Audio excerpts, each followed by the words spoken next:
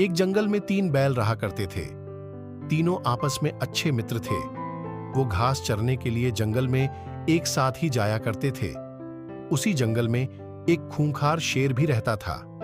इस शेर की कई दिनों से इन तीनों बैल पर नजर थी। वह इन तीनों को मारकर खा जाना चाहता था। उसने कई बार बैलों पर आक्रमण भी किया, लेकिन बैलों की आपसी मित्रता के कारण वो कभी सफल नहीं हो पाया। जब शेर उन पर हमला करता था तो तीनों बैल त्रिकोण बनाकर अपने नुकीले सींगों से अपनी रक्षा करते थे। तीनों बैल साथ मिलकर कई बार शेर को भगा चुके थे, लेकिन शेर कैसे भी करके उन तीनों को खाना चाहता था। शेर यह समझ गया था कि जब तक ये तीनों साथ रहेंगे, इन्हें मारा नहीं जा सकता है।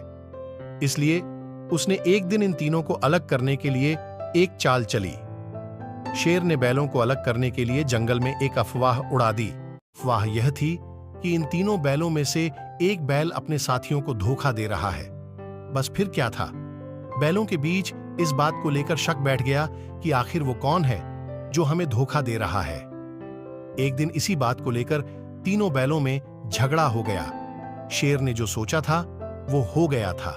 अब तीनों बैल अलग अलग रहने लगे थे। उनकी दोस्ती टूट चुकी थी।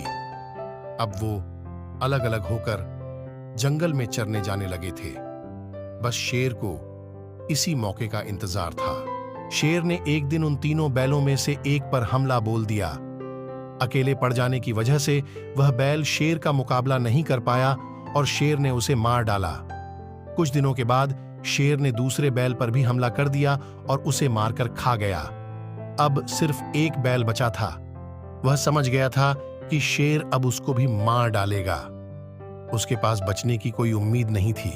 वह अकेले शेर का मुकाबला नहीं कर सकता था।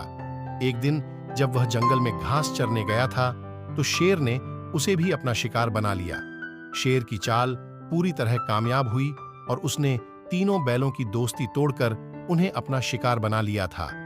कहानी से सीख, एकता में बड़ी ताकत होती है। हमें हमेशा आपस में मिलकर रहना चाहिए और दूसरों की बातों में नहीं आना चाहिए।